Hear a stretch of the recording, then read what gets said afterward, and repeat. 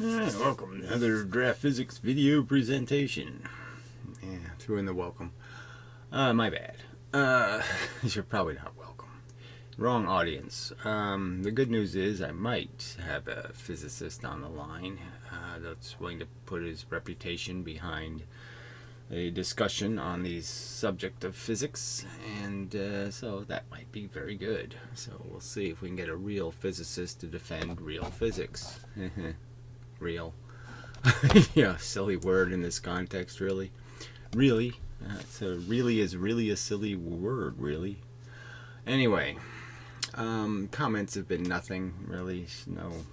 Nothing to grab hold of, and, sorry, people are kind of lame, that's all. Anyway, no contributions anyway from the crowd, whatever that is. They do tend to like the drama videos better, which is also disappointing. People would bother with physics, and they still want, swords and punches in the face. But anyway, whatever. It's the internet. So yeah, I'll just race through the comments, and then we'll get to the cowboy has made another hour-long video, just mischaracterizing everything and stating things that are just plainly provable wrong. I mean, they're just wrong, so obviously wrong. It's just so wrong. You can't even, you're just like, how can somebody get 2 + 2 = 4 wrong? And he's got it wrong. I mean, he's got nail in the coffin evidence that 2 + 2 = 3. No, you don't. You're just stupid, like a Pyrrho. You're just really, really ignorant. Really don't know what the hell you're talking about, is the truth. But anyway, so some idiot asked, sorry, but frankly, are anons real? Anyons? Fermions and bosons, all these, it's all bullshit, okay? All these particles, these extra ones, only last a few milliseconds. And the reason why they only last a few milliseconds is because they're not fucking particles. Alright, they're just protons and electrons is all there really is. And what you can do to them, though, is you can make them look different. Just like my argument about if I'm moving forward, like really, really fast, 3/4 of the speed of light or 90% of the speed of light, or away from you at these kind of speeds, that I would get either more opaque or more transparent. Well, the same sort of thing happens to electrons and protons when you move them, okay? So when you're moving them, they can look different, okay, because their charge and everything else is dissipated over an area much weaker, so everything they're radiating this way, just like something moving really fast past you, so few photons have a chance to reflect off of it that it gets invisible. As it moves faster, it's, where the hell is it? So anyway, because this, photons are spread out, and it's just a weaker signal you're going to get. So the idea is these things are moved by energy. So if you have like an X-ray that hits a photon, so this is a part of physics they don't talk about because they have no understanding of it. They don't know how big this could be. This X-ray could be, really long, or it could be really short.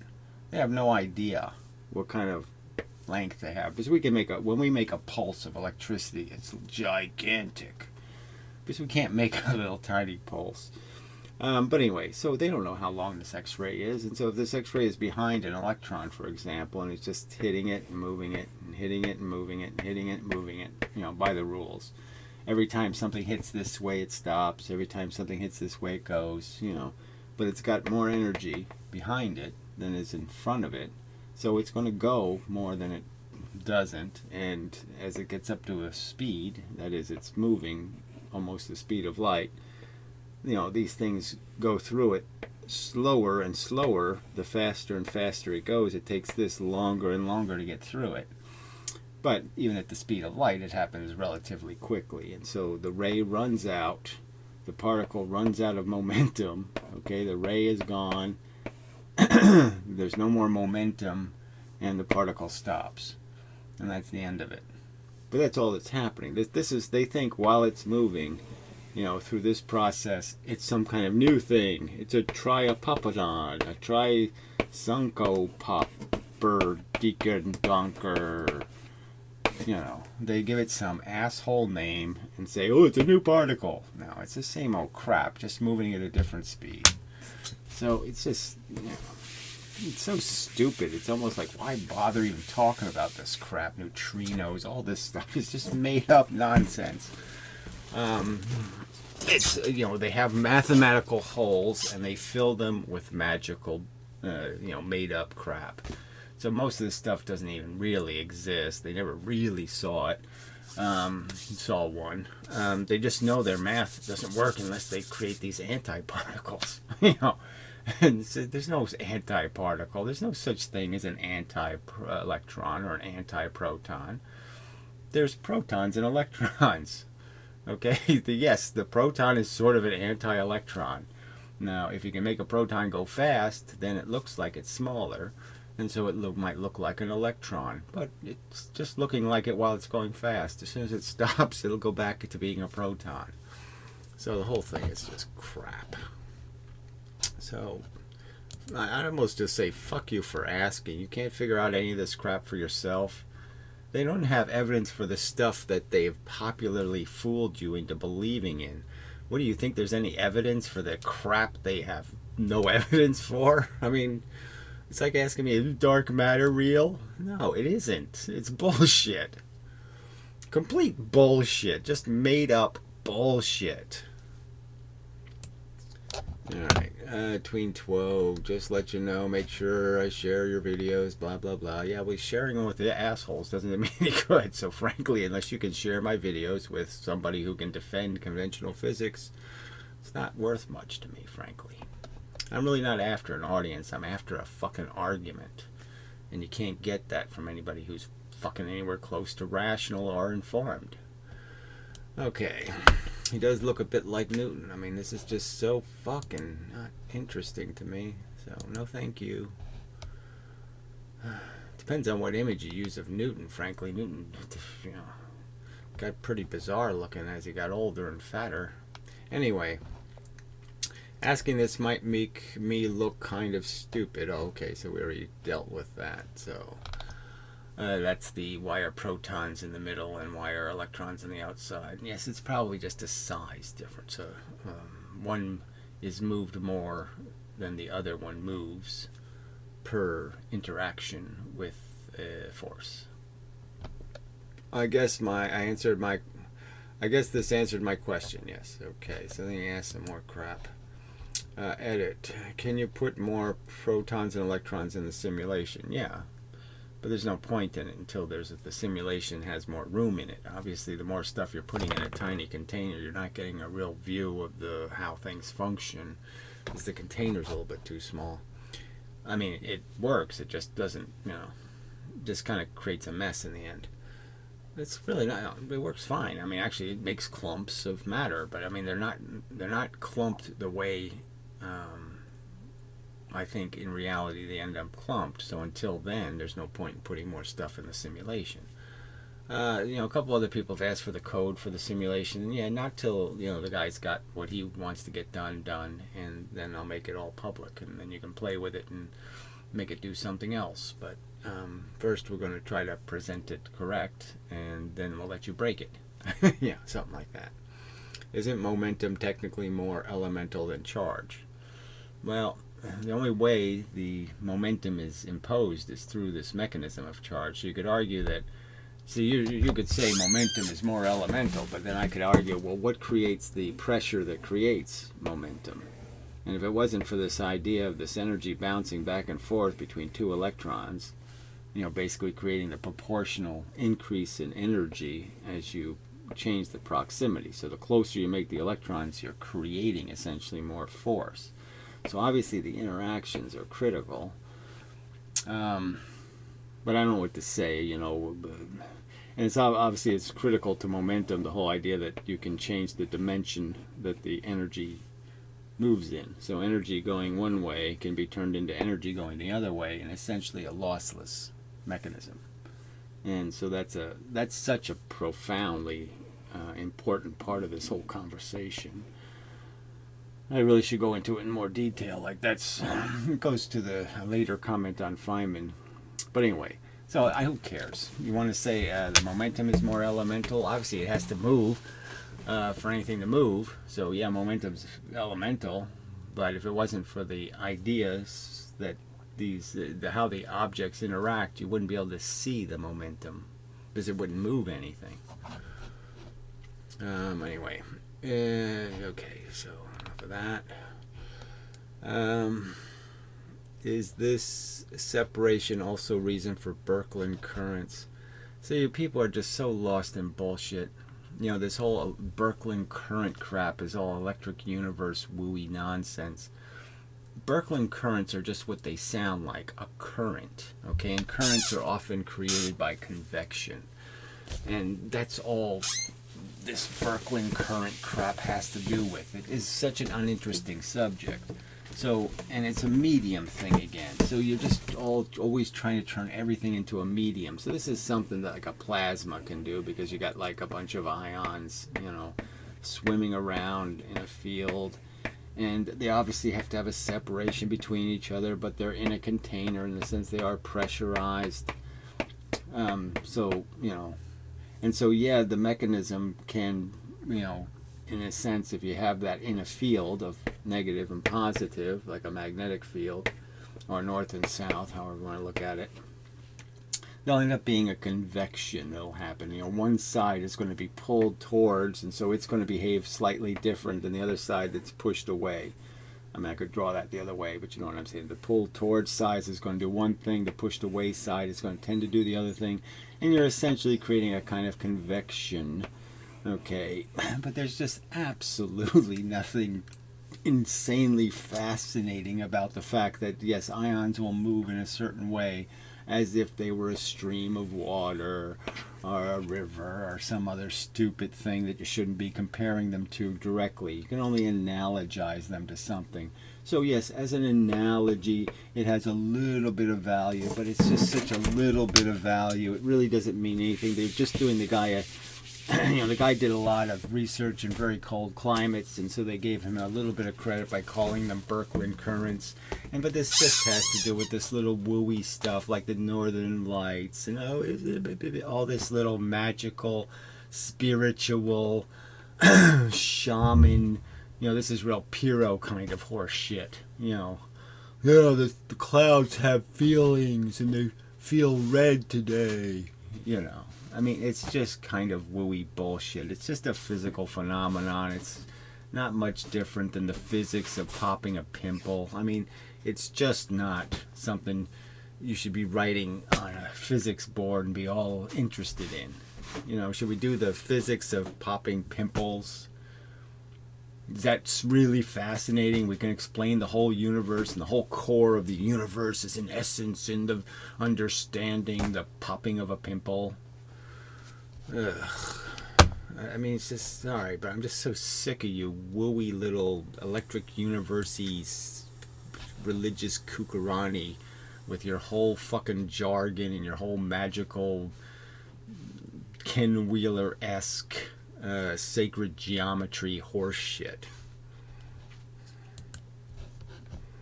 You know, it's not the real interesting physics. Magnets are the interesting physics. Birkeland currents. You're doing good work, sir. Whatever. Delusional idiots like Ken are like a plague on YouTube. Well, it's a plague everywhere. The news, the whole society is run by fucking idiots. It's idiots and bigger idiots. Is there anything else? I can't find an admirable brain on this fucking planet. Nothing even occurs to me as an admirable brain. I can't even like say admirable brain and something pops into my head. It's, oh, there we go. None of you have admirable brains. This sadly to say, I'm sorry to say. I mean, I got no choice. Because I have to sit there and say this shit over and over and over again, and it's not that fucking complicated. 2 + 2 + 2 physics, and you fuckers can't get it. Anyway, and they infect more people every day. Yeah, well, they're easy to infect. That's the whole problem. They don't have any bullshit radar at all. I mean, they'll grab any wooey little story that says, oh, your ass isn't that fat. I mean, that's all they want to believe, is they're not the stupid morons that they are. And so as long as no one's telling them that, they'll be applauding. We need more people, scientists. We need more proper scientists. Well, that's the whole problem. What's a fucking proper scientist on this planet? I'm going to play some clips, you know, from proper scientists, you know, well-paid bums, you know, who are supposed to be telling us what the truth is, and they can't get two fucking slits right. Two of one fucking slit they can't even get right. All right, scientists to help defend against these pathetic frauds. Well, they're not just pathetic frauds, they're arrogant fucking phonies. They really haven't thought it through. They can't draw you a picture of it, not because, oh, it's against the sacred rules of physics to draw pictures. No, they can't draw a picture because it's incoherent crap. Bent space in 3 dimensions is a nonsense. Okay, anyway. Greetings and best wishes from Detroit. Well, Detroit, who the fuck cares? But, you know, it's not a great place, frankly. Anyway, not that where I am is any better, but I'm just saying it looks like Detroit, which is, yeah, not good. Anyway, how the hell do you have as many tabs open? Oh, that's what I said. So, what the hell? Gary. I don't know what that means, but I think I'll just remove it because I don't even know what it means. Okay. I was reading, so this is, I noticed a whole bunch of text. You know, I didn't read it all because I already know about it, so this is not interesting at all. I've already played Feynman saying these words, you know, quoting Feynman saying them again. You know, whatever. I was reading some physics sheets a few days ago, and in gravity sections there was this subsection about cause of gravity, and there was these 2 quotes. There were 2 quotes from Feynman's book. Yeah, and Feynman's book is just, frankly, a transcript of his lectures. You know, the ones he or video recorded. But, you know, it has some extra bits in it, don't get me wrong. So, you know, this just gets to the whole superficial. Feynman compared, you know, motion through space as if it was motion in rain, and that you're going to get hit by more rain in the front and the back. And yeah, that might be true. But there's all kinds of mechanisms you could imagine. You know, if that was a problem, let's say the problem is that, oh, people got way too slowed down by rain hitting them, you know, when they moved in the rain. You don't think physics could figure out a problem or a solution to the problem? And so this is where this idea of changing the dimensionality with which something moves. So this is what Feynman didn't think about. So the problem is that when you're moving through a field, okay, that's pushing you, you know, like there's a bunch of stuff coming from all directions, and you get a little bit more stuff from one direction, so it pushes you a little bit, is that you come to a counter force, and it's called drag. And it's, yes, it's a real thing, okay? So you will be dragged to a halt, and I believe electrons are dragged to a halt by this very process. They're hit with momentum. They don't permanently move. That's why we can't shoot electrons someplace, because they won't go there. They'll stop moving, you know, unless you keep, you know, unless you can perfectly align your force right behind them and keep pushing them, they'll stop moving. That's why accelerators have to keep accelerating the electrons. They have to use a lot of electricity because they have to keep pushing this crap, because this crap doesn't want to keep moving. It does want to stop. Anyway, so it's a real thing. But it's a real thing you can understand, hey, you know what? I could make a mechanism where momentum going one way, okay, like if I push something this way, it makes something move this way. But if the counter energy hits it, it gets put into another dimension. So the counter energy turns. So I can create an imbalanced system where I push one way and all the yang, you know, the resistance force, ends up going this way. And so in that sense, I'll be able to go plow right through the drag, because the drag is going this way. I'm throwing the momentum that way from the drag, and so I can just keep going forward. because I'm just eliminating the drag by making it go into another dimension. So we already know that happens with things like the sun and the little Earth here going around and around and around, and it's a very lossless system. And just think about what's actually happening. There's a real velocity in a direction, and somehow the velocity changes to this direction, and the velocity changes to this direction, and the velocity goes back to this direction. So somehow the velocity keeps getting converted, and there doesn't seem to be any energy being used up. There's no gasoline that you have to expend. There's no momentum lost by the Earth. It doesn't lose much. So it can go for billions of years. It can go flying around at the same speed. It doesn't lose any energy, even though it's converting the energy into all of these other dimensions constantly. So it's a lossless conversion, and the conversion is a way of disposing of the energy. By getting it to go into some other dimension, you don't have to account for it, so to speak. It doesn't get in your way. So the drag problem is completely negated as a conservation problem by just figuring out a way to make the drag go this way, okay, while you're going that way. And by doing that, you won't experience any drag. So by the Earth just going back and forth a little bit this way, wobbling, it can manage to go this way without losing any energy. So anyway, so Feynman should have known that. There is something very cheating conservation about the idea that a gyroscope and other objects do an awful lot of converting of momentum. The energy can be pulled out of any angle in any direction, and it's 100% of the momentum. Like a flywheel spinning. I can take its momentum and I can push it into any of the two dimensions in which it's spinning. I can't easily convert it into the third dimension without losing something. But the other two, it's really easy. All right. So that's probably enough of a retort to this crap. And so he just bends, like you said several times about Feynman's attitude. I thought about it and I didn't figure it out, so forget it. That's almost the exact quote from Feynman. He basically says it to the audience in a question.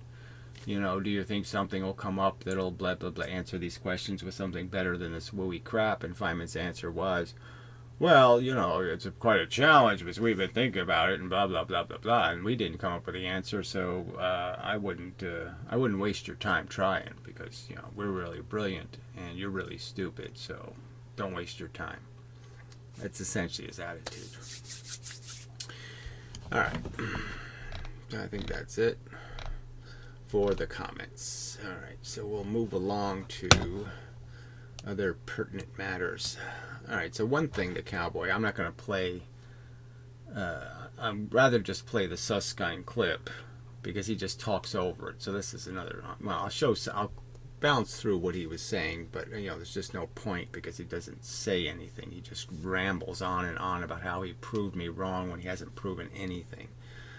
All right, so he has this perception, this argument he's making that has come up before. So I can show these patterns over and over again. Now you don't see these bars here at all being gradual.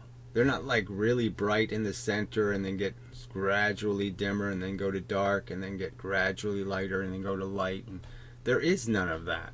Now their mathematics says that's what it should be, but it isn't, because their mathematics is a drawing. Their mathematics is just, I'm going to put it in an envelope and say that's what it's doing. They have no evidence that that's what it's doing. They never did the calculation by doing the experiment and measuring how much light and saying, does it match? No. But you can just look at it and say, yeah, that is a pile of crap. Now I can do even more. I can show you my own.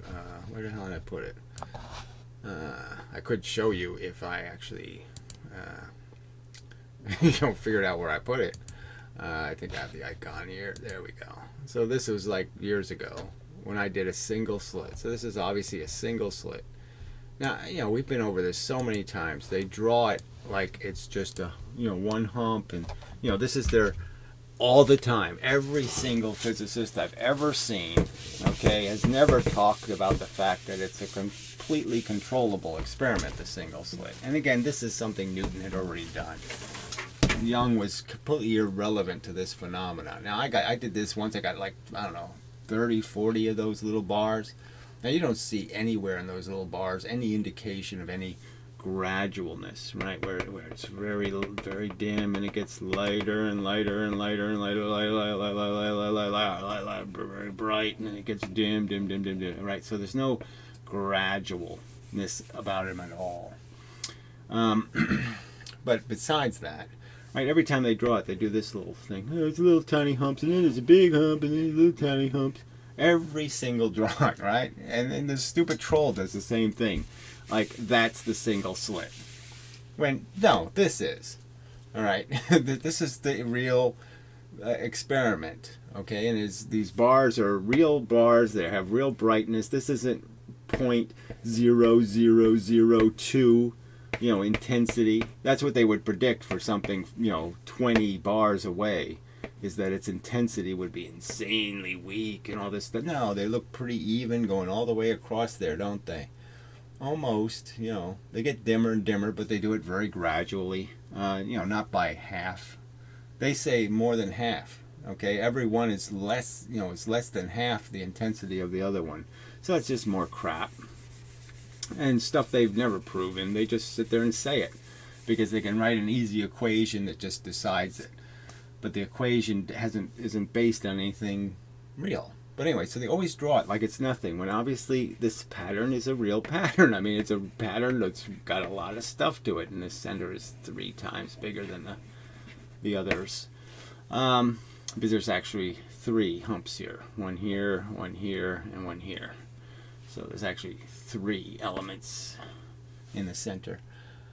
Well, it's 2 with the center light. There's 2 diffraction ones. So again, again, let's understand the argument. The argument is, and so the other thing he does is he's arguing my old theory, which was that as you move these slits, you would change the angle, okay, of where the light goes, because you're going to hit electrons, and the electrons are going to move at a certain angle, and that would account for these spots. And clearly my argument was, as you move the surfaces closer or further away, you change the angle. So, and he doesn't even acknowledge that statement. But as I found out a few weeks ago, you don't need to do that. The light can be just scattered. So it goes to all locations. And the simple argument is these are the 2 point sources. So you have these 2 point sources sending light to all these all the locations are getting broken pieces of photon. And the simple truth is where the geometry lines up, where the 2 rulers are on the same notches, okay, they're in phase, you get a photon. And where they're not in phase, it's off. When it's in phase, it's on. When it's off phase, it's off. And that's all it is. It's just this geometry from this point and this point, from this point and this point. So these are the point sources. These are the places where the light's getting scattered. The rest of the light just goes straight through and hits the very bright middle. That's why the middle is so bright, is because most of the light hits this middle spot, makes it very bright. And then the rest of the light is just reconstructing the photons. There's still broken bits going to all the dark spots. Okay, still lots of broken photons, but they're not reconstructed because they're out of phase. And that's the simple argument, and I don't know why he can't argue the actual argument. He keeps arguing an argument that I didn't make. He's misparaphrasing a past argument. Now, the past argument works. I'm just saying it's more complicated than you need. You don't need the electrons to be in a specific pressure. You just need them to do what they always do, which is scatter photons. Electrons are famous for their ability to scatter photons. So that's all you need them to do. But he can't argue the actual argument.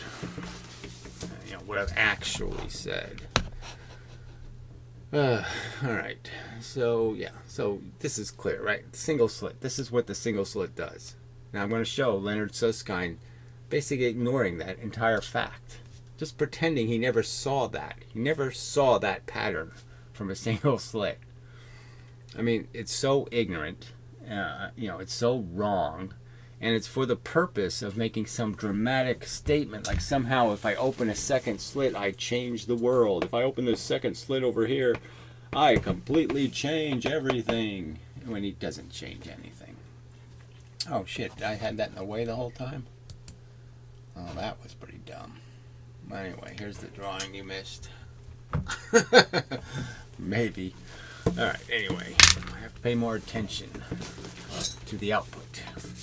But anyway, I mean, I've been over it so many times. It's, like I said, it's only people who are, what's the integrity of these dissident complainers when they can't paraphrase you accurately, they can't say anything that's accurate, they make assertions about the facts that you demonstrate them to be nonsense, and they still assert them, like somehow plain water waves create diffraction, that is interference.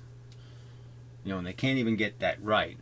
Even though you'll show Susskind saying he knows what diffraction means. I mean, most of the physics know that diffraction doesn't mean interference. This is clearly an interference pattern. It is not a diffraction pattern. It's an interference pattern. And so there's the double slit and single slit comparison. Blah, blah, blah, blah, blah, blah. Clearly bars. Clearly not gradual. Clearly, their theory is wrong.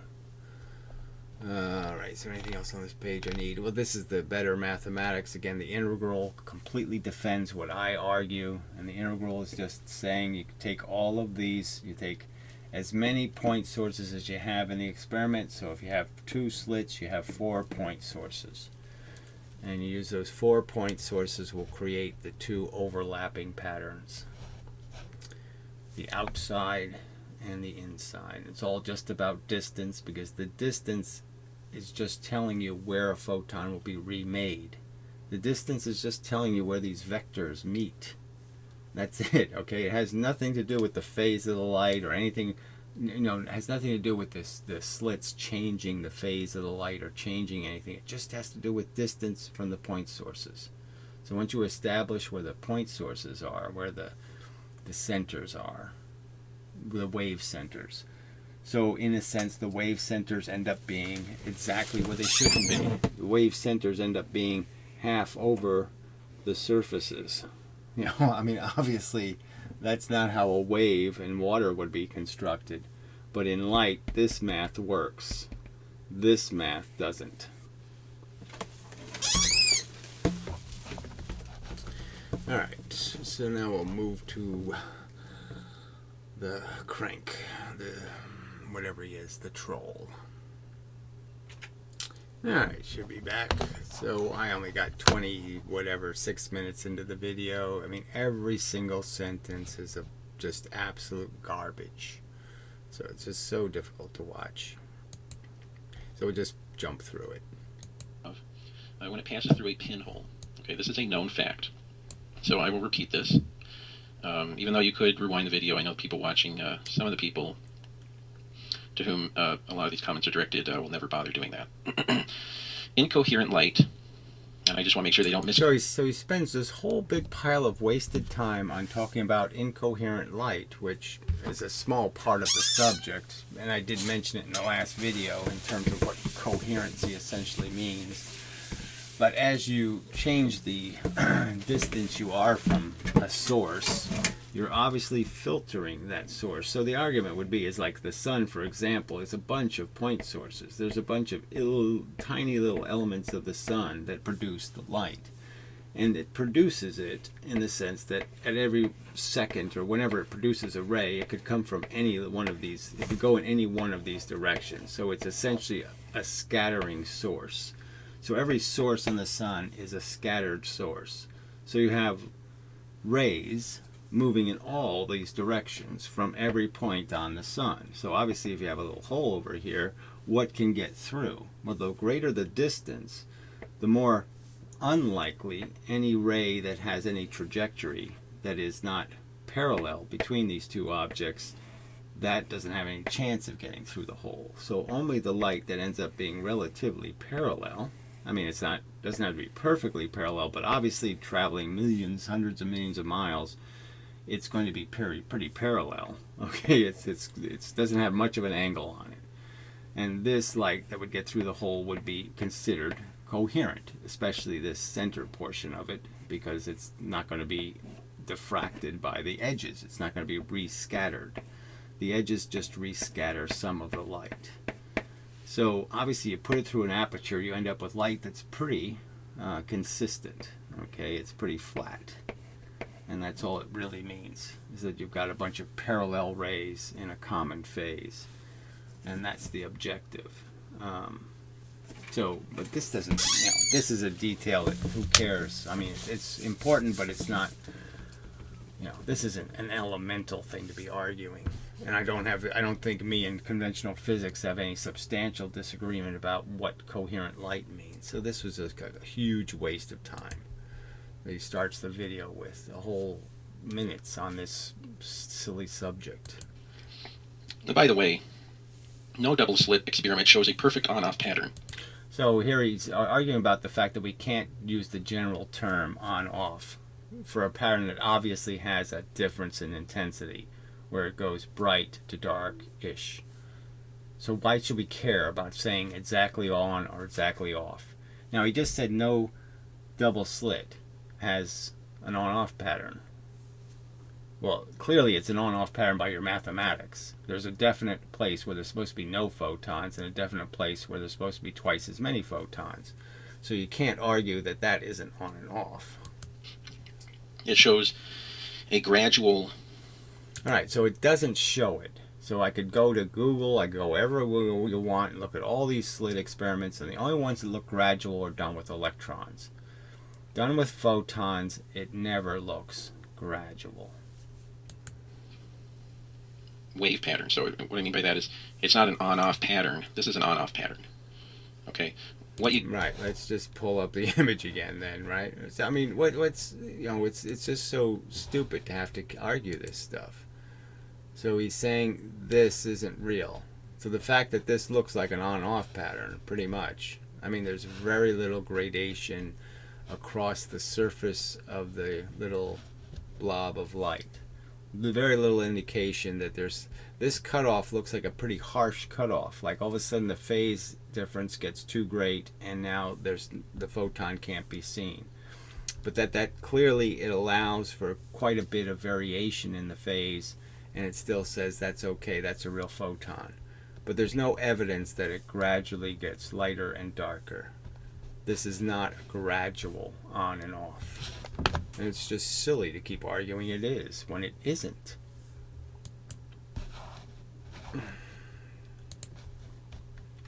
Get from every double-slit experiment is a gradations of light. So he doesn't even draw gradations of light. He draws it as being on and off. I mean, it's just so stupid, right? He can't even draw a proper sine wave to make his point. So, yes, you're stupid. Okay. And these troughs are more or less dark. The darker they are... Okay, well, you can say it, but again, as I demonstrated with the other clip, it's clear when the experiment's done and you pay attention to these details, it's not. That's not the truth. There is no great offs between these little bulbs here. There's no hard off anywhere in sight. So you can say it, but it just ain't the truth. So let's move on. I mean, he talks over the Susskind video. It's hilarious, right? I mean, you can't even hear what Susskind is saying, and Susskind is saying importantly stupid things, and he's talking while he's talking. I mean, he's just so bad. Are coming through one at a time, very small number of them, quanta of light, one at a time, one every 5 minutes if you like, I don't know, just to go to some extreme situation. These are the photons coming out of the photon gun, and the photons pass through a obstacle with a little hole in it.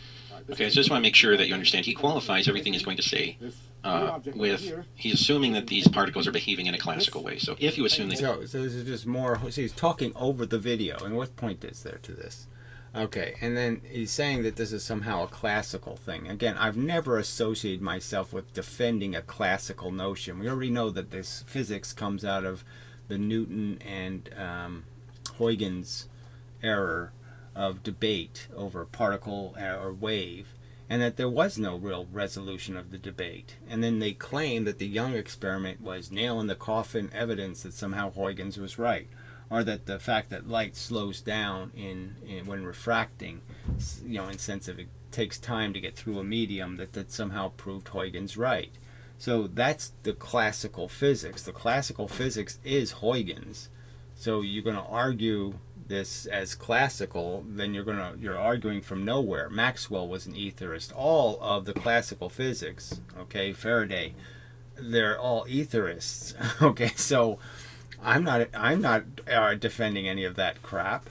So why are you calling that classical when it's not classical?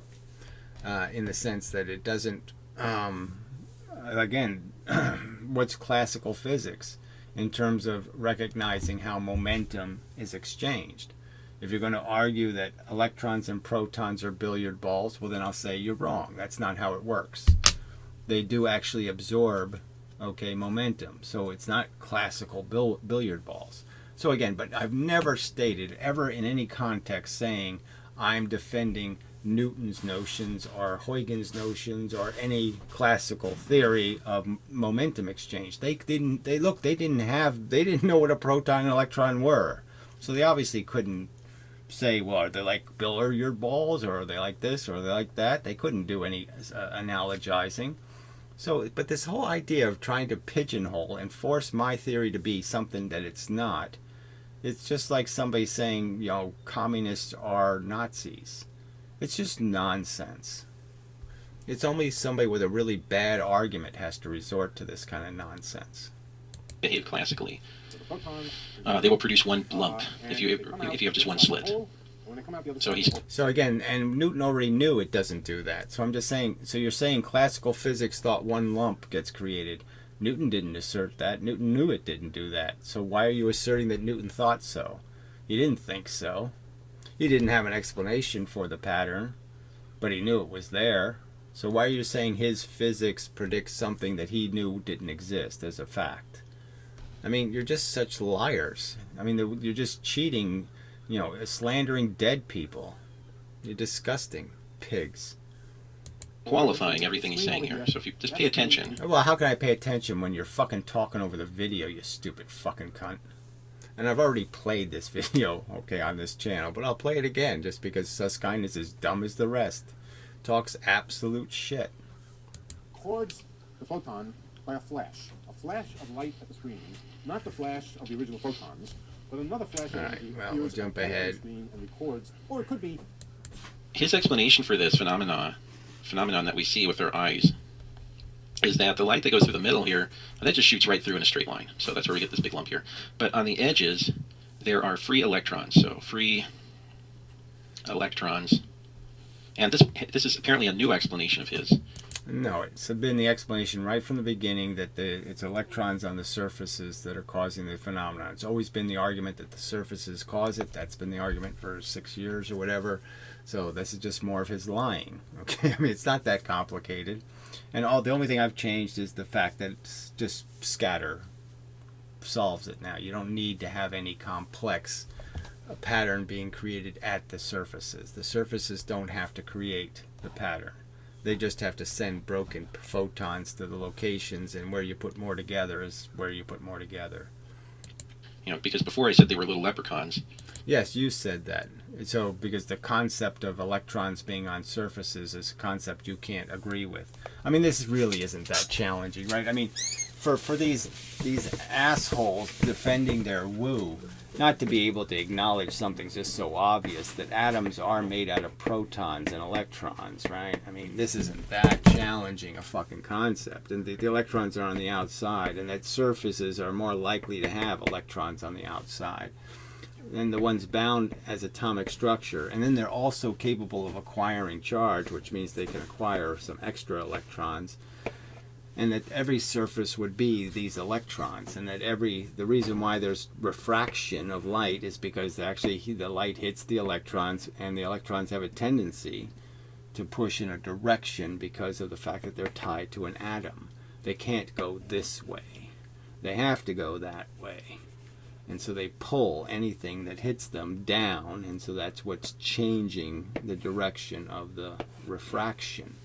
That's perfectly logical. So we understand that refraction happens on surfaces. At least most physicists understand it happens on surfaces. And so why not? If you go right by a surface this way, yeah, you're likely to hit some electrons that are under tension, and that's going to cause refractions, and the refractions can be in any one of these directions. I would argue that scattering both ways, but that can also be a consequence of scattering onto the other side and then bouncing back this way. So it can happen in lots of complex ways. But regardless, the whole point is the current theory, which I've made quite clear, which he no doubt saw before this video, and he just keeps arguing old broken pieces of a bad paraphrase of my theory. So I go to the trouble to make 4 videos clearly pointing out what the current model I'm suggesting is, and he ignores them. Okay, but these are the point sources. This is where the light is scattered, and it's just a matter of adding up these points where the wavelengths are in phase. And that's your pattern.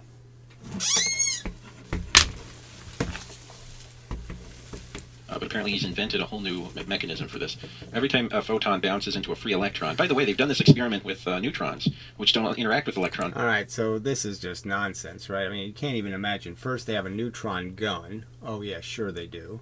Okay, and then how they measure when a neutron hits? How are they detecting the neutrons? They have a neutron detector too.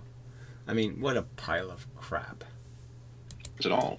So you would expect to get no pattern at all. Right, they can't describe this simple experiment correctly. They can't describe water right? He has to show, bullshit images of garbage in, garbage out, interference in, interference out. He has to fake the water images. He can't describe the light experiment correctly and I'm supposed to believe he has analyzed their neutron experiment. I haven't even seen that. I mean, I can't even imagine what kind of woo bullshit that is. First firing neutrons and then collecting neutrons. Oh, please. When you do it with neutrons, but of course you do, which is another thing that debunks his theory. Okay, that's another thing that falsifies his bullshit theory. Yeah, right. The magic, whatever it is, flying elephant experiment. Yes, really, yes, that Dumbo totally debunks me.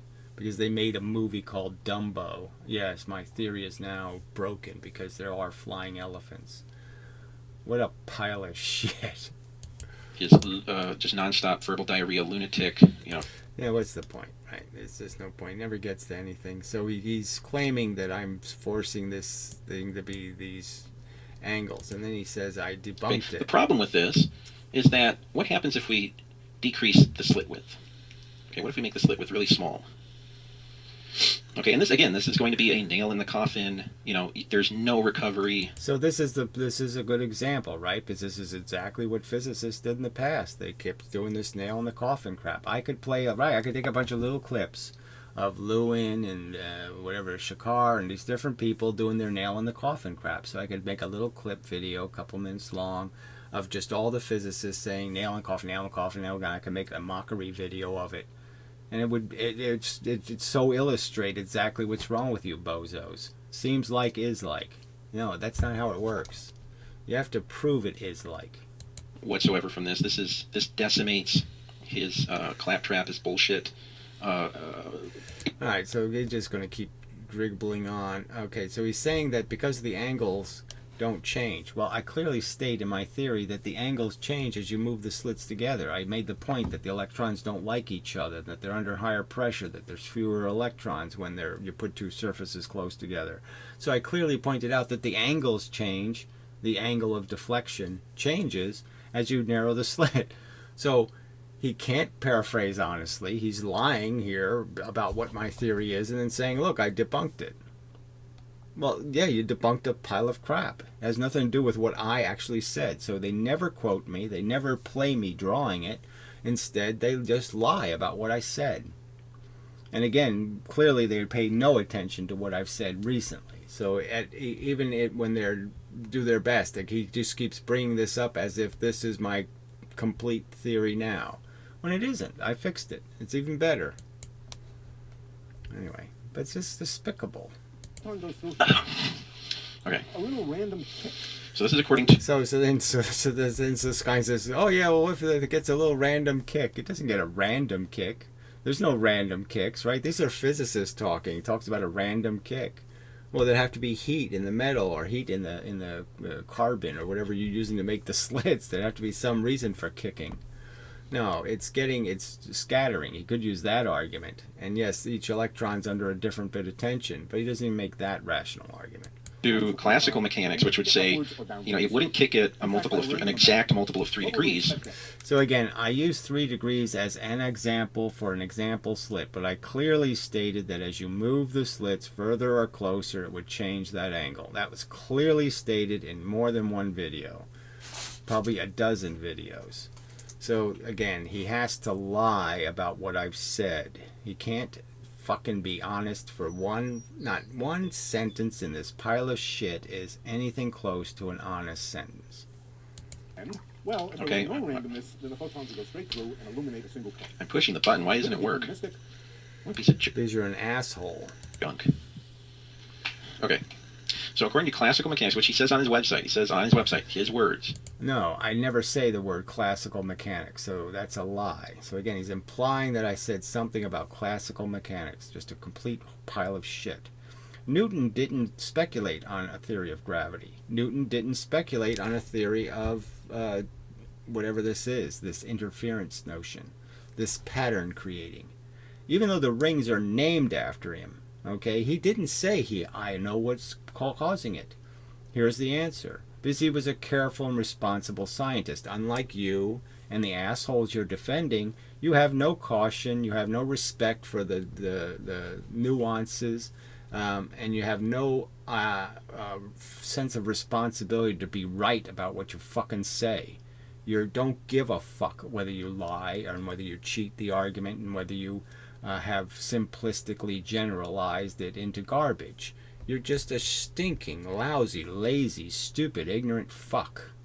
An example of the idiocracy that has destroyed the dignity of the human race. Okay, and you can go to his website and see I'm not taking this out of context. I'm not cheating him. Yes, you are. You sit there and say I have some affiliation with something called whatever that is. Okay, I want to go back to 1742. No, I just want to go back to the before you started changing the rules of when you could assert a theory as being viable or meaningful. When you decided the Young experiment meant something. Again, he even implies that somehow I'm bringing up the Young experiment. I could again play every single physicist mentioning his name. So this is just such horseshit. I'm not the one fascinated by Young. Your physics is. The physics you're defending is that ignorant. This is what he says. He says that we need to return, okay, we don't need to invent a new theory, we need to return to a pre-Einstein, post-Newton view of the world. Well, yes, that's right. We have to start over because everything you did since then is a pile of shit. Your wave crap is wrong. The universe is not waving. All right, it's not doing any of that crap. You got it wrong, just like you got plus and fucking minus wrong.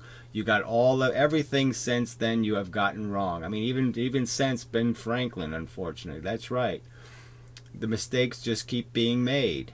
All right, and Newton was a careful scientist, and he didn't make any of those kind of stupid mistakes. He didn't fucking jump the evidence, and that's why I call that the dividing line, because that's when science turned to shit. Was after Newton. You just turned to a bunch of people who made look, even Faraday, I mean, it's a critical error to confuse lines of force, okay, with field lines. That's a critical error. That's what classical mechanics is.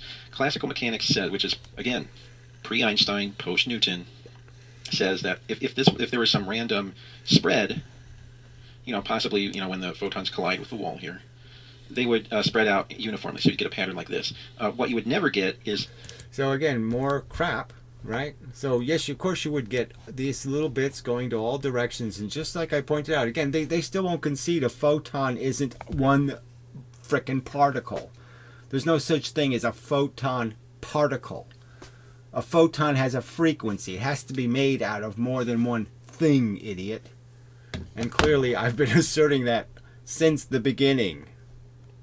So he just keeps ignoring my theory, keeps arguing one that has nothing to do with what I've actually said or actually written. Tinfoil hat, fucking lunacy. Imagine a random kick. What does a random kick do? Well, it changes the direction of the photon. And again, just to remind everybody, because I know you forgot already, people I'm talking to, because they on purpose forget the context of what we were talking about. This video is to show he's lying about what physicists say. Okay, I'm going to play his video, and I'll go let Susskind actually talk. And then we'll talk about what he's actually saying, instead of talking about something else. The single-slit pattern looks like. Okay, because again, Susskind, because he talked about Susskind in particular on many videos in the past. He said Susskind lies about the shape of the single-slit diffraction pattern of light. But he neglects to mention... there's nothing neglected. I guess I should just show this part, because Susskind's going to draw one hump here. That's what he's going to draw, and he's going to say that's what the classical people thought, and that's what we think. He's going to say those exact words, because that's what he thinks a single slit does. And again, do I have to keep showing the image? I mean, I should just leave it up, right? I mean, do I have to keep showing the image? This is not just one fucking hump, is it? No, it's not just one hump with a little tiny fringes on the side, is it? This is a single slit pattern. There's over 20 bars, and obviously the camera could have picked up even more if I was further away. And they're going to keep telling you that, oh no, that's not real. Yeah, that's real. And the fact that Leonard is prefacing all of this, okay, he's qualifying it, that he's looking at it from a classical perspective. Right, he's qualifying it, and then he says overtly, but this is what we know as quantum physicists. And then he says exactly the same thing. So again, this is just, if he actually played the video and listened to it, he'd hear him say that. So, in other words, like for example, when I just did this, and I drew the pattern, the one before, where we had the lumps, and the lumps were spaced the same distance apart, so we had a lump here. I qualified this by saying, assuming that Gary was right, assuming that his batshit, daft... So he wastes so much time with these fucking editorial comments. It's just unwatchable nonsense. You can't just make the argument. So his argument is that I never said that the angle changes with the distance of the slits. He's saying I never said that. When I've said it in every video that I talked about it. So it's a fundamental part of my theory. Not a superfluous one, not a over there fringe one. No, it's the major, the central maxima of my point was that as you change the distance of the slit, that you change the angle of the reflection, the refraction. Non-science, I think that he came up with this theory because he plays with puppets a lot. Like if you watch his... See, this is just a waste of time. Yeah, I made 5 videos 10 years ago that are actually kind of creative and interesting to watch. They weren't puppets. They were tin cans, boxes. But anyway, I mean, it's just no point, right? So there's Susskind drawing the humps. Yeah, I mean, you have to take all this crap to get any detail here, and he talked over it anyway. So there's Susskind before he draws it. So again, this is all qualified with, we're looking at this from a classical physics perspective, which of course quantum mechanics has moved past. Well, okay, so there's going to be an exact quote from Susskind right here saying that's exactly what we think. He's in total agreement with that. So again, this just doesn't make any sense, right? They moved past it, except that's exactly what they think it does. Moved past a classical perspective. That's the whole point of quantum mechanics. But one photon at a time, they might kick the first photon up a little bit, the second photon down, and so forth and so on. Eventually, what you will see is a blob. Okay, so this is what you get. So this is what you get, right? This is good physics when this is what you get. So he did this. You get a blob. Right here in the middle. See, there's a blob there. We're done. Is that what this does? No, that's not what it does. It doesn't make any blob. Newton knew this. That doesn't make any fucking blob. Blob theory is bullshit. Newton would have said to you, blob theory is bullshit. So, is Newton classic, or do we have to go somewhere else to find classic? So Newton's not classic. I mean, you people are so inconsistent in your argument. Which is it? Who made it into a blob? Newton didn't make it into a blob. Doing the experiment doesn't make a blob. So where did blob theory come from? Isn't Susskind just straw manning the truth here?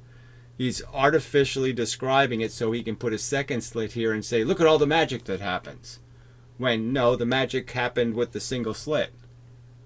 Isn't this all he's doing? I mean, what else is? What other purpose is there for him to draw this silly drawing when we know that isn't what happens? When Newton knew that isn't what happened, so why does he keep drawing that? And he said this is what you would get assuming a classical perspective. Okay, and then he goes on to show what happens in reality when you open two. Oh, well, we just need to keep watching. On the average, the photon might go straight ahead, so the blob might be most intense at the center. It might be highly improbable to knock the photon through 6 And these are all videos that... So we know it's not highly improbable. So let's just show the image again. We know it's not highly improbable. Okay, we know it's not highly improbable. No, it's quite probable. He allegedly watched. He said he spent 7... By the way, that's another thing. Like, if somebody spent 7 years studying physics, they probably don't spend 7 years... Like if you have a physics degree, like a PhD or a master's degree in physics, you know, it might take 7 years from the time you enter, undergraduate school to... I didn't spend 7 years learning their theory. I spent 7 years or 10 years developing a unified theory, completing Einstein's life work, doing the job right. So I didn't just spend 7 years learning their lies, their nonsense, their bullshit, their inaccuracies.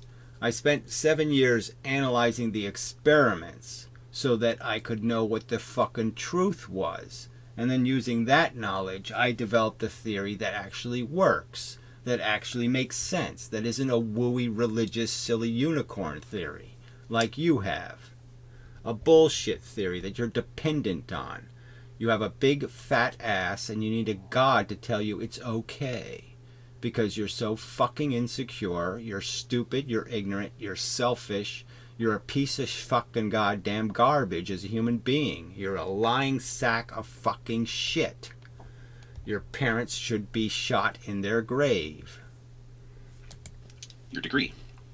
But you weren't spending those 7 years, or whatever it was that, Gary claims he spent 7 years studying physics online. I don't think he spent it studying physics. I think he spent it... All right, so there's just no point in these silly arguments, right? When I played 40 hours of Professor Lewin's videos in my own videos, there's 40 hours of Professor Lewin talking in my videos. There's at least 20 hours of Shakar. I mean, and then there's all the other ones from which I have gleaned, that I did rebuttal videos to the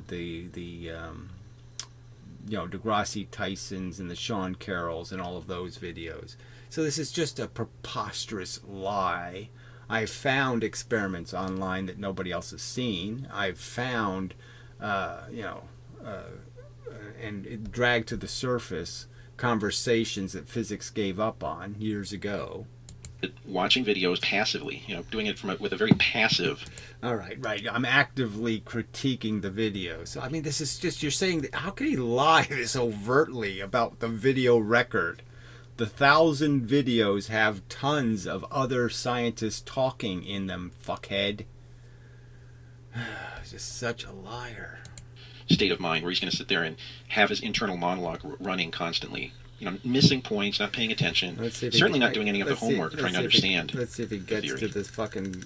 But apparently that's the same as having a physics degree. Well, no, it's not, because most physics students move past these introductory classes. In fact... I never said it's like having a physics degree, but we don't have anybody who has the courage to show up, even though I've offered real fucking money, real hard cash, thousands of dollars to a named physicist. And they're too cowardly to show up. They won't even give me their fucking price list. They're so fucking cowardly. this lecture is not even an undergraduate class. Okay, it's a continuing education course. You know, if you get a physics degree, you're not just taking the same intro to physics. What's the difference? The man is describing a fundamental cornerstone experiment in physics, and he can't do it fucking accurately. It's one fucking slit, and he can't explain it accurately. That's the commentary. Who fucking cares who he's talking to? Whoever he's talking to him, he's deceiving them. And that's the clear truth. He's clearly misrepresenting the actual experiment. He's misrepresenting the evidence. He's misrepresenting anything that's within the theoretical realm of reasonable. He's completely fucking it up.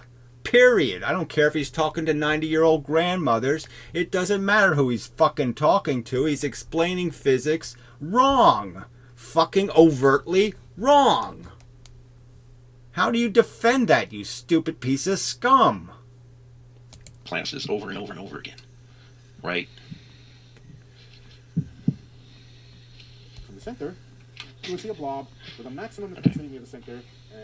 And I promise, you know, this is the last video on the double-slit. Yeah, the last video on the double-slit, right? Because you're hopelessly lost. Oh yeah, this is all it is. It's just a blob in there in the middle. I don't see any of this other crap. Nope. It doesn't exist. What I'm going to do, I'm going to move on to, I was going to talk about the quantum array. So here we are, right in the middle of this conversation. He's playing the fucking video. He's saying that Susskind is telling the truth and I somehow distorted it. And he's talking over the fucking video. For fuck's sake. And this is the guy who complains that somehow I'm not giving these people a fair shot when I actually play their fucking video, pause it, and talk. I don't talk over the fucking video, ever. Ever. Your experiment, which is an experiment that measures, that detects which slit the photon went through and then shows that you get a different pattern, which is also an experiment Gary lies and says that physicists are lying about. Okay, let him say that again. There's absolutely no such thing as a detector experiment. There's no fucking such thing. It's just complete bullshit. It can't physically be done. It's impossible to do. So how could somebody do it? It's theoretically impossible. How the fuck can you do something that's theoretically impossible? From the center, you will see a blob with a maximum intensity near the center. And I promise, you know, this is the last video on the double-slit I'm going to do. I'm going to move on to, I was going to talk about the quantum eraser experiment, which is an experiment that measures, that detects which slit the photon went through and then shows that you get a different pattern. All right, so let's understand. Quantum eraser experiment is 1,000,000 times more complex than the double slit. I mean, maybe 1,000,000 times. I mean, it relies on all kinds of assumptions. So they can't accurately describe two fucking slits, and then he's going to tell you what you have to believe is a really good experiment. Well, it has magical crystals in it, so you'll like that part, right? Because it has magical crystals in it.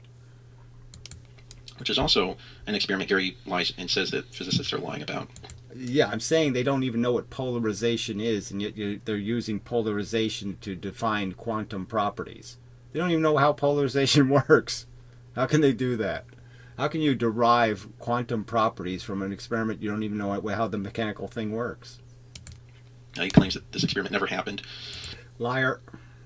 When, of course, there is evidence that it has occurred, that it's occurring all the time in physics labs. All based on this idea of them understanding polarization. I've already been through this argument so many times. The flaws in the Allen aspect experiment are right there in front of you. Anyone who wants to look at it, it doesn't make any sense. It's like LIGO saying they can measure 1/10,000th of the width of a proton. It's a ludicrous exaggeration. All over the globe. I mean the flat Earth. Function. The probability function being... But I'm not going to cover that yet. I mean, maybe later on down the road I will. I just want to move on to the relativity arguments. Yeah, we'll go ahead and waste your time on that one because I won't be paying any attention. You haven't satisfactorily answered a single point on this subject. Why would I waste any more time on any other subject?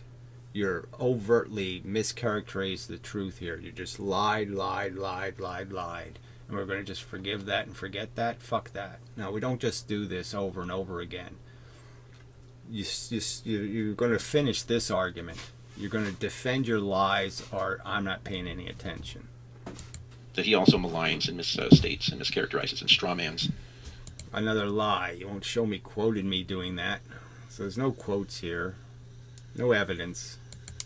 So that will be the next series of videos. The probability that the photon arrives in different places. Now we go, now we do the same thing in real quantum mechanics. In other words, Here we go. The same thing in real quantum mechanics. Did you hear him say that? Now we'll do the same thing in real quantum mechanics. Did you hear him say those words? Just pay attention. in the real world, we see essentially the same thing. There, we see essentially the same thing. Didn't he just say that? Isn't that what he just fucking said? You fucking idiot. Didn't he just fucking say that? We see essentially the same thing. Didn't he just say that? I mean, it's so insane that he can make this accusation when his own video proves him wrong. The photons go through the hole with no ability to control the situation. So, no ability to control the situation when you have complete control. Make the slit wider, you create lots of bars. Make the slit narrower, the bars spread out so you see less of them. They just spread out. These bars don't go away. They're now, the angles are so sharp that you can't view the whole pattern because too few photons are getting there. But that's it. It's still there. You just can't see it. We find out that the photons again create a blob like this. So he just said it. We find that photons create a blob like this. So he's defending this overt pile of fucking steaming shit as the reality. Again, how many fucking times do you have to sit there and say, is that just a blob on the screen? You fucking lying sack of shit. No, it's not. Not even close. But now we're going to do something a little different. And I think everybody here more or less.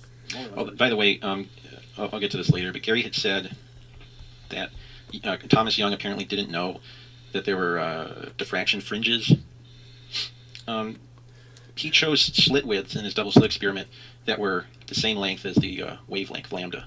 And when you do that, they can't be the same length as the wavelength lambda. So again, that's more bullshit. Okay, and he didn't choose them. Okay, he used holes.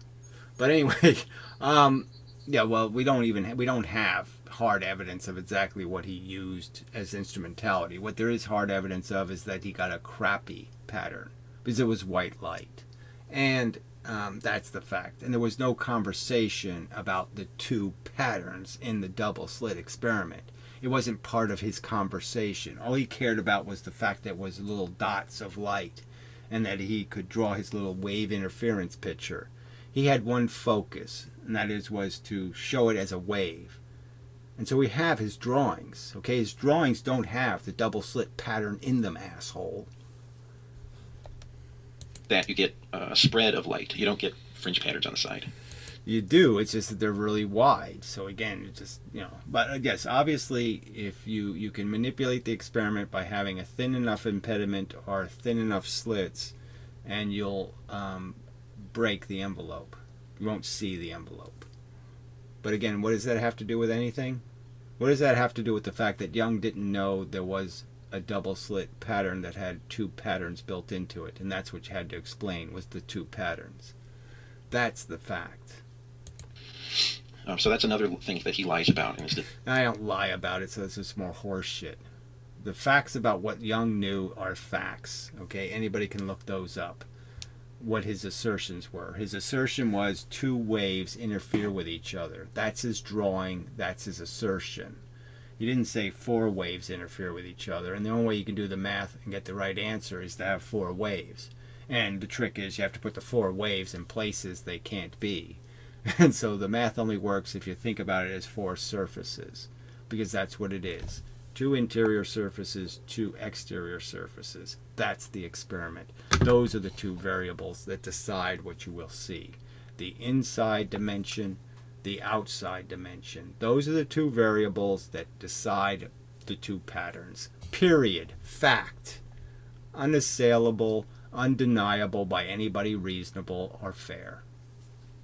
It's honest about. But I'll go into that in more detail at a later time. Okay, but let's think about what classical randomness would do. Classical randomness. Okay, so again, he's qualified this.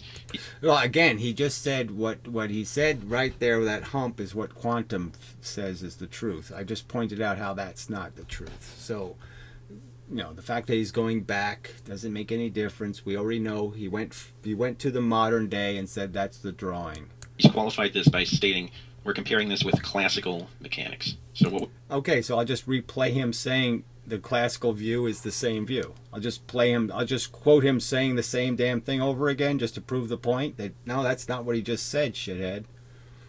What would you expect to get in a classical system where light is a classical particle? And we'll also imagine that this beam... By the way, wave mechanics is also a classical theory. Okay. Right, exactly my point. That's why I don't call mine a classical argument, because wave theory is bullshit. It's silly. That was the whole debate between Huygens and Newton. Okay, two people operating in a classical perspective of mechanics. Thomas Young was firmly on the side of Huygens. The vast majority of physicists at the time of Thomas Young performed his experiment believed that light was a particle only because Newton held so much clout, and that was Newton's theory that it was a particle. Again, it wasn't Newton's theory. It was Newton's preference, his first guess. He couldn't assert anything because, there was too much data that didn't agree. And right, the only way to really understand a photon is to understand it's not a particle. It's made of particles. It's more than one particle. You can't have a ray of light if there's only one particle raying. However, after Thomas Young performed his experiment, it was pretty much accepted without dissent. I mean, it was pretty much a consensus after he performed this experiment that light had to be a wave. Right, and that's without understanding there was two patterns. So in 1801, they didn't know the double slit created two patterns. So everybody changed their mind and decided to be a waveicist, based on not understanding the real pattern. So let's understand. I call that jumping the evidence. Okay, or at the very least, it exhibited wave-like characteristics. Whatever that means, right? So let's use that mush. And particle-like characteristics, and that's the modern view. Oh, because it has characteristics of both, we'll call it a wavicle, particle, whatever, parwavical, or something. I mean, it's just bullshit. A silly compromise that makes no fucking sense. Photons. That was the whole point of doing his experiment, was that you get... Alright, well, there's just no point in playing this because he's not really talking about what Susskind is saying. So that's as far as I got. And so I'll play the Susskind video just to be fair to Susskind and such. Probability to go through the lower. So we're basically, let's go back a little further before he draws the second hump, because that's another illustration of a kind of ignorance and stupidity and not too bright. To be random, statistically independent of the first photon. Under those circumstances, what we would expect. Well, let's decide what we would expect. Supposing only one hole is open. If only one hole was open, then we would see a blob of illumination like that. Okay, so we know that Newton didn't believe that. We know that's not any classical understanding. That light is certainly doing something quite different than that. So, you can keep maligning Newton's understanding and his intelligence, but that's not what he believed. It shouldn't be called something he thought was true. It shouldn't be what he thought particles did or any of that crap, because he obviously understood that something else is happening. With a profile that might look something like that. Supposing we closed up the first blob, the first hole, and opened the second hole. Close the first one, open the second one. All right, so first we begin with just one hole. Then we close the first hole and open the second hole. What would you expect to see? What you would expect to see under those circumstances is a different blob, slightly displaced from the first one. So he draws it like it should be slightly displaced. The real argument is this slit experiment is only a millimeter across. That's it. It's a millimeter. There would be a millimeter of separation. That's all. The two would be so close to each other, there'd be a millimeter difference in where they are in space. 1 millimeter. And as you're projecting the image meters away, that millimeter would be invisible. You wouldn't even be able to see the difference. They would be so transposed on top of each other. So this is, again, if this isn't deception, what the fuck is it? to imply that there's some separation that's meaningful between those two humps is to distort the truth. The blue blob wouldn't be there because we closed the first hole. The green blob would be there because we opened the second hole. And what you would see if you did it, you close one, you close the other, you wouldn't see any difference. It'd be so imperceptible. There's a millimeter difference. You wouldn't see the difference. If I block one, you'd say, okay, right there. If I block the other one, no, right there. It'd be in the same place.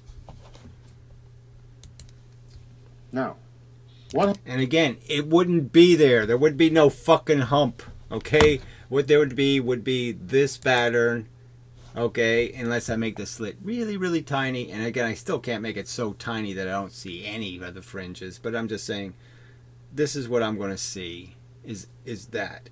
And then I block the other slit, and I'll see that. And then when I have both of them open, I'm going to see a different pattern because now I have the wider distance of the two furthest slits. And that makes all the difference. The two wider slits are going to transpose their little bars inside of those bars,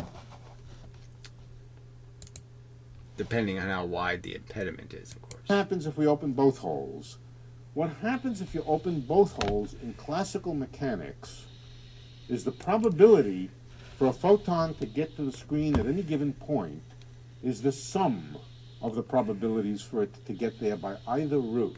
Right, and the argument is he's saying that classical understanding that it's just adding, the two will just add in practical fact, is incorrect. And the experiment actually being done, okay, that's the wrong video. Where the hell is it? I guess it's back this way. There it is. Okay, this shows it. Okay, so this is closing one, opening the other, and you'll see that when they're both open, there is no dark here. Okay, there's just more light. So all it does is really, it does in fact just add. And you get more photons seen in certain locations because now you're adding from two locations. So instead of just having two sources of broken bits, that is, say if you were trying to build a car and you had two junkyards that supplied you parts, and now all of a sudden you have 4 junkyards supplying you parts, you could understand you could build more cars. And that's what this pattern demonstrates clearly.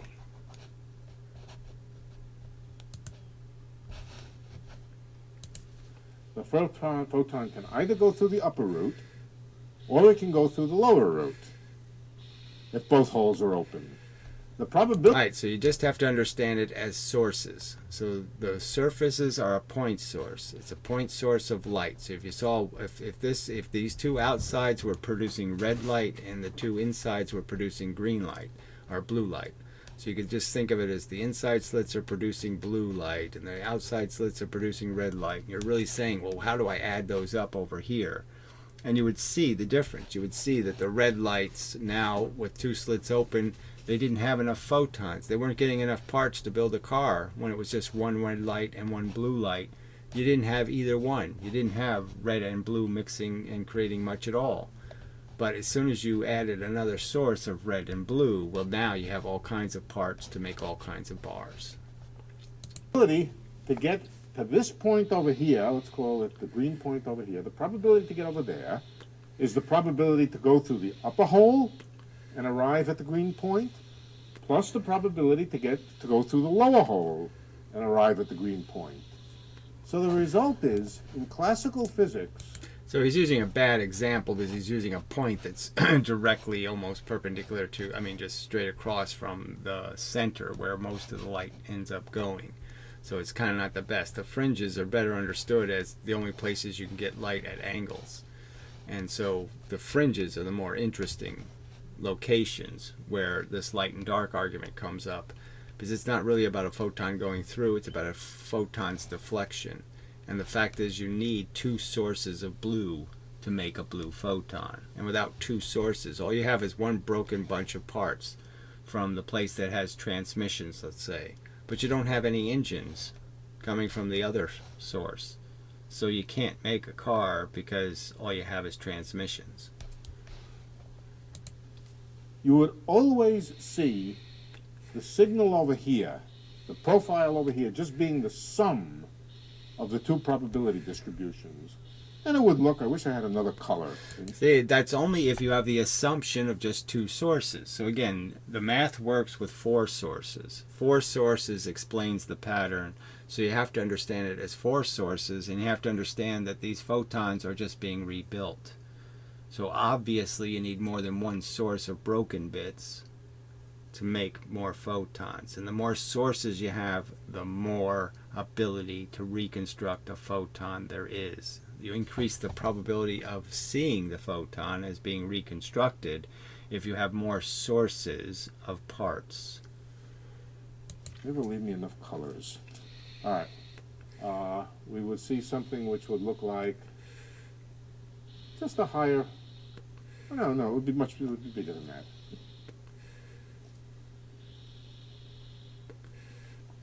It would look like that.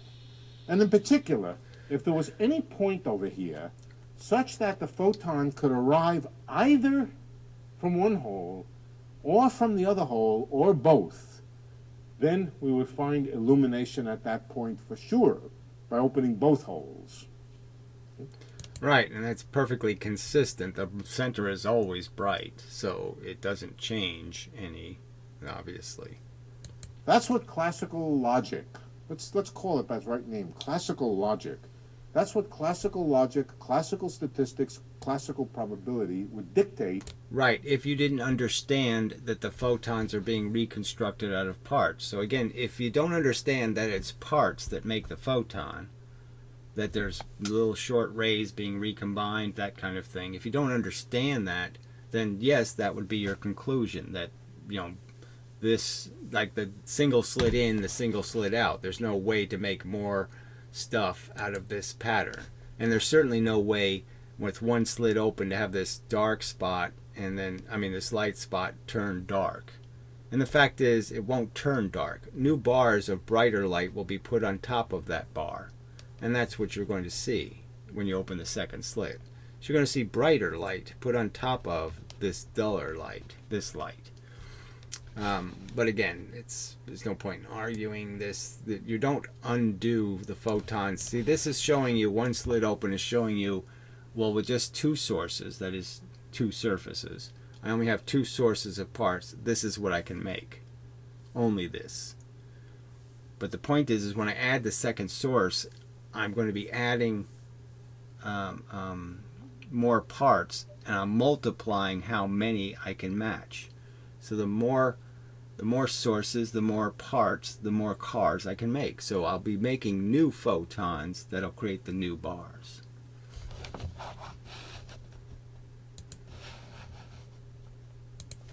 For a series of particles coming through here, one at a time. Right? When they come through one at a time, they make blip, blip, blip, blip.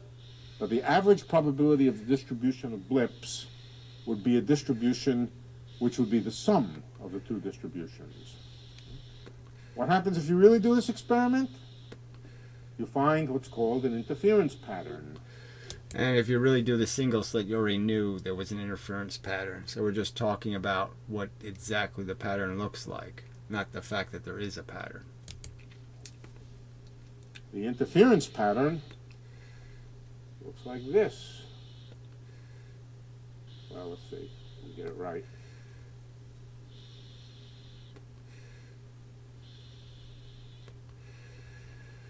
Okay. In particular. All right, so this is as far as we need to go, right? Because we just got it again. So this isn't the double slit, right? This doesn't start up again over here, and it doesn't start up again over here. So it's not the double slit pattern. It's, just more distortion of the truth to make this two little waves interfering with each other crap make sense. And it doesn't make sense. It doesn't fit the evidence. I don't think he's going to draw the waves because I don't think he's a waveicist. He's a Feynman probabilityist, so he's not drawing waves. So he just thinks it's magic. The magical probability happens when it goes through the slit. But again, so it's not the accurate pattern. It doesn't, and because again, his two slits can't create the right pattern. 4 sources have to create the double slit pattern. You have to have 4 sources to get the math right. And he's not going to talk about 4 sources because he's not going to acknowledge the existence of the surfaces. So, it's enough done. Done my job. And such. So, again, the only hope is getting a real physicist to interrogate, just point out that they really don't know what the fuck they're talking about. They have a mystique, a notion of the two slit. It's a story told in their Bible, Job or something or whatever, a Moses story or some other kind of crap. And they just have it as a story. They never really thought about it. They never thought about well, how the hell does that make any sense? A few years after Moses parts the Red Sea, all the people start making bulls again. If they just saw Moses perform this huge miracle of drowning all of Pharaoh's soldiers in the big waves, why would they start believing in the bull god again? That doesn't make any sense, right? So, they just never challenged their silly little stories of their silly little Bible. And these are just little Bible stories they're telling you about the 5 little humps, and that's not the pattern. It's not the reality.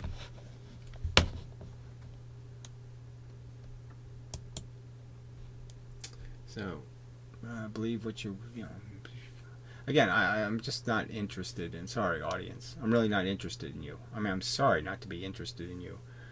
I'm interested in having a rational argument with somebody who can rationally defend conventional notions.